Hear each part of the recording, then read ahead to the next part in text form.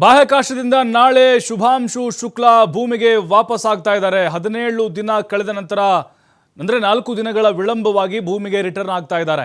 2 ವಾರಗಳ ಕಾಲ ಈ ಯಾನವನ್ನು ಕೈಗೊಂಡಿದ್ರು ನಮ್ಮ ಹೆಮ್ಮೆಯ ಭಾರತದ ಶುಭಾಂಶು ಶುಕ್ಲಾ. ಅಂದರೆ ಅವ್ರನ್ನ ಸೇರಿ 4 ಸಿಬ್ಬಂದಿ ನಾಳೆ ಭೂಮಿಗೆ ವಾಪಸ್ ಆಗ್ತಾ ಇದ್ದಾರೆ. ಇಂದು ವಿದಾಯ ಸಮಾರಂಭದಲ್ಲಿ ರಾಕೇಶ್ ಶರ್ಮಾ ಮಾತಾಡಿದ್ದಾರೆ. ಅಂದರೆ ರಾಕೇಶ್ ಶರ್ಮಾ ಏನು ಹಿಂದೆ ಮಾತಾಡಿದ್ರು ಅದನ್ನು ಪುನರುಚ್ಚಾರ ಮಾಡಿದ್ದಾರೆ. ರಾಕೇಶ್ ಶರ್ಮಾ ಮೊಟ್ಟ ಮೊದಲ ಬಾರಿಗೆ ಅವರು ಗಗನಯಾನಿಯವರು 1984ರಲ್ಲಿ ಹೋಗಿದ್ರಲ್ಲ ಅವರು ರಾಕೇಶ್ ಶರ್ಮಾ ಆ ಒಂದು ವಿಚಾರವನ್ನು ಪ್ರಸ್ತಾಪ ಮಾಡಿದ್ದಾರೆ. ಭಾರತವು ಇನ್ನೂ ಇಡೀ ಪ್ರಪಂಚಕ್ಕಿಂತ ಉತ್ತಮವಾಗಿದೆ ಅಂತ ಶುಭಾಂಶು ಹೇಳಿದ್ದಾರೆ. ಭಾರತ ದೇಶವು ಇಡೀ ಪ್ರಪಂಚಕ್ಕಿಂತ ಉತ್ತಮವಾಗಿದೆ. ಬಾಹ್ಯಾಕಾಶದಿಂದ ನೋಡಿದಾಗ ಭಾರತವು ಮಹತ್ವಾಕಾಂಕ್ಷೆ, ನಿರ್ಭೀತ ಆತ್ಮವಿಶ್ವಾಸ ಮತ್ತು ಹೆಮ್ಮೆಯಿಂದ ತುಂಬಿ ಕಾಣುತ್ತೆ ಅಂತ ಶುಭಾಂಶು ಶುಕ್ಲಾ ಹೇಳಿದ್ದಾರೆ. ಜೂನ್ 25ರಂದು ಫ್ಲೋರಿಡಾದ ಕೆನಡಿ ಬಾಹ್ಯಾಕಾಶ ಕೇಂದ್ರದಿಂದ ಉಡಾವಣೆ ಆಗಿತ್ತು. 28 ಗಂಟೆಗಳ ಪ್ರಯಾಣದ ನಂತರ ಅಂದರೆ ಜೂನ್ 26ಕ್ಕೆ ISS ಅನ್ನು ರೀಚ್ ಮಾಡಿದ್ರು. ಅಂದರೆ ಅಲ್ಲಿ ಅಂತಾರಾಷ್ಟ್ರೀಯ ಬಾಹ್ಯಾಕಾಶ ನಿಲ್ದಾಣ ಇದೆ ಅಲ್ವಾ, ಅಲ್ಲಿ ರೀಚ್ ಆಗ್ತಾರೆ. 14 ದಿನಗಳ ಒಂದು ಪ್ರಾಜೆಕ್ಟ್ ಆಗಿತ್ತಿದು. ಆದರೆ ಮರಳುವಿಕೆ 4 ದಿನಗಳ ವಿಳಂಬ ಆಗುತ್ತಾ ಇದೆ. ಅಂದರೆ 4 ದಿನಗಳ ಹಿಂದೆನೇ ಬರಬೇಕಾಗಿತ್ತು, ಈಗ 4 ದಿನ ಲೇಟಾಗಿ ಬರ್ತಾ ಇದ್ದಾರೆ. ಸಾಕಷ್ಟು ಅಧ್ಯಯನಗಳನ್ನು ಶುಭಾಂಶು ಶುಕ್ಲಾ ಅವರು ಮಾಡಿದ್ದಾರೆ. ಅಂದರೆ ಕೆಲವೊಂದಿಷ್ಟು ಅಲ್ಲಿ ಬೀಜಗಳನ್ನು ತೆಗೆದುಕೊಂಡು ಹೋಗಿದ್ರು, ಅವು ಮೊಳಕೆ ಹೊಡೆದಿದ್ದಾವೆ. ಅದರ ಜೊತೆಗೆ ಅಲ್ಲಿನ ಗುರುತ್ವಾಕರ್ಷಣ ಬಲ ಹೇಗಿದೆ ಮತ್ತು ಯಾವ ರೀತಿಯಾಗಿ ಇಲ್ಲಿ ಮಾನವ ಇಳಿಯುವಂಥ ಪ್ರಯತ್ನವನ್ನು ಮಾಡಬಹುದು, ಅಲ್ಲಿಯ ಪರಿಸರ, ವಾತಾವರಣ ಇದೆಲ್ಲವನ್ನು ಕೂಡ ಶುಭಾಂಶು ಶುಕ್ಲಾ ಅವರು ಅಧ್ಯಯನವನ್ನು ಮಾಡಿದ್ದಾರೆ. ಮತ್ತು ಭೂಮಿ ತಿರುಗುವಿಕೆ ಏನಿದೆ, ಆ ಸುತ್ತುವಿಕೆ ಏನಿದೆ, ಅವರು ಕೂಡ ಅಲ್ಲೆಲ್ಲ ಆ ಸಂಭ್ರಮಾಚರಣೆಯನ್ನು ಮಾಡಿದ್ದಾರೆ. ಮತ್ತು ವಿದಾಯದ ಭಾಷಣವನ್ನು ಮಾಡುವಂಥ ಸಂದರ್ಭದಲ್ಲಿ ಭಾರತವನ್ನು ಹಾಡಿ ಹೊಗಳಿದ್ದಾರೆ. ಯಾಕಂತ ಹೇಳಿದ್ರೆ ರಾಕೇಶ್ ಶರ್ಮಾ ಅವರು ಆದ ನಂತರ, ಅದರಲ್ಲೂ ಈ ಅಂತಾರಾಷ್ಟ್ರೀಯ ಬಾಹ್ಯಾಕಾಶ ನಿಲ್ದಾಣಕ್ಕೆ ಹೋದಂತಹ ಮೊಟ್ಟ ಮೊದಲ ಗಗನಯಾತ್ರಿ ನಮ್ಮ ಹೆಮ್ಮೆಯ ಶುಭಾಂಶು ಶುಕ್ಲಾ ಅವರು. ಭಾರತ ಅವರ ಬರುವಿಕೆಗಾಗಿ ಕಾಯ್ತಾ ಇದೆ. ಅವತ್ತು ಅವ್ರು ಹೋಗುವಂಥ ಸಂದರ್ಭದಲ್ಲಿ ಯಾವ ರೀತಿ ಸಂಭ್ರಮ ಸಡಗರ ಮನೆ ಮಾಡಿತ್ತು, ಈಗಲೂ ಕೂಡ ಅಷ್ಟೇ ಕಾತುರ ಇದೆ. ಯಾಕಂತ ಹೇಳಿದ್ರೆ ಭಾರತಕ್ಕೆ ನಿಜಕ್ಕೂ ಇದೊಂದು ರೀತಿಯ ಹೆಮ್ಮೆಯ ಗರಿ ಅಂತ ಹೇಳ್ಬೋದು. ಯಾಕಂದರೆ ನೋಡಿ, ಅಲ್ಲಿ ಹಂಗೇರಿ, US, ಬೇರೆ ಬೇರೆ ದೇಶಗಳ ಗಗನಯಾನಿಗಳು ಕೂಡ ಅವ್ರ ಜೊತೆಗಿದ್ದಾರೆ. ಅದರ ಜೊತೆಗೆ ಭಾರತದ ಶಕ್ತಿ ಸಾಮರ್ಥ್ಯವನ್ನು ಪ್ರತಿನಿಧಿಸೋಕೆ ಅಂಥೇಳಿ ಶುಭಾಂಶು ಶುಕ್ಲಾ ಅವರು ಹೋಗಿದ್ದಾರೆ.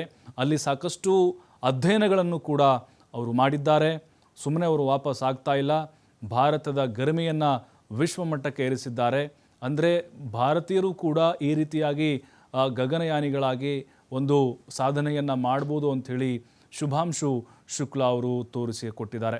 ಅದರ ಜೊತೆಗೆ ಅಲ್ಲಿ ಈಗಾಗಲೇ ಸಾಕಷ್ಟು ಅಧ್ಯಯನಗಳನ್ನು ಮಾಡಲಾಗಿದೆ. ಆದರೆ ಭಾರತದ ಪರವಾಗಿ ನಾವು ಮುಂದಿನ ದಿನಗಳಲ್ಲಿ ಏನೆಲ್ಲ ಭವಿಷ್ಯದಲ್ಲಿ ಕೆಲವೊಂದಿಷ್ಟು ಆವಿಷ್ಕಾರಗಳನ್ನು ಮಾಡಬಹುದು ಮತ್ತು ಅಲ್ಲಿ ಬೆಳೆಗಳನ್ನು ಬೆಳೀಲಿಕ್ಕೆ ಅನುಕೂಲಕರವಾದಂಥ ವಾತಾವರಣ ಇದೆಯಾ, ಜೊತೆಗೆ ಒತ್ತಡ ಹೇಗಿದೆ, ಅದರ ಜೊತೆಗೆ ನಾವು ಏನು ಚಂದ್ರಯಾನ 3 ಕೂಡ ರೀಚ್ ಮಾಡಿದ್ವಿ, ಅದಾದ ಮೇಲೆ ತೆಗೆದುಕೊಂಡಂಥ ಒಂದು ಅತ್ಯುತ್ತಮವಾದಂತಹ ಒಂದು ತೀರ್ಮಾನ ಅಂತ ಹೇಳ್ಬೋದು.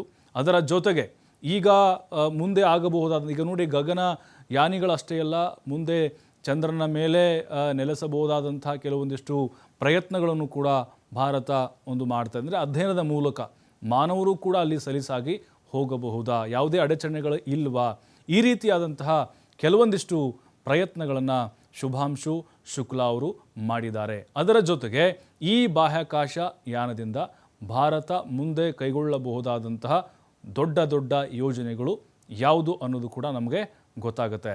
ಅದರ ಜೊತೆಗೆ ಬಾಹ್ಯಾಕಾಶ ಕ್ಷೇತ್ರಕ್ಕೆ ಭಾರತದಿಂದಲೂ ಕೂಡ ಕೊಡುಗೆಯನ್ನು ಕೊಡಬಹುದು.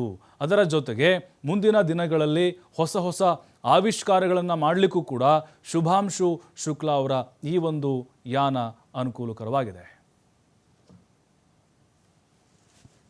एक छोटा सा संदेश मेरे प्यारे देशवासियों के लिए। आपके प्यार और आशीर्वाद से सुरक्षित मैं इंटरनेशनल स्पेस स्टेशन पे पहुंच चुका हूं और बहुत आसान दिख रहा है यहाँ खड़े होना, लेकिन थोड़ा सा मुश्किल है, थोड़ा सा सर भारी है, थोड़ी तकलीफ हो रही है, लेकिन ये सब बहुत छोटी चीज़ें हैं और कुछ ही दिनों में हम इसके यूज्ड टू हो जाएंगे। और ये पहला पड़ाव है इस जर्नी का और अभी आगे 14 दिन यहाँ पे रह के हम काफ़ी सारे साइंस एक्सपेरिमेंट्स करेंगे, आप लोगों से बातचीत करेंगे। लेकिन कहीं ना कहीं ये जो पड़ाव है ये भी दिखाता है कि ये हमारी अपनी स्पेस जर्नी का भी एक पड़ाव है।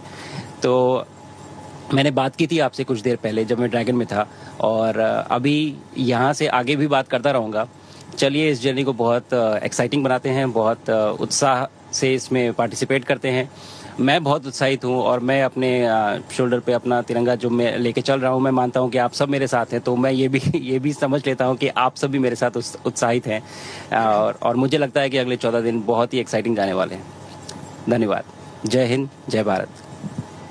और एक छोटा सा संदेश मेरे प्यारे देशवासियों के लिए, आपके प्यार और आशीर्वाद से सुरक्षित मैं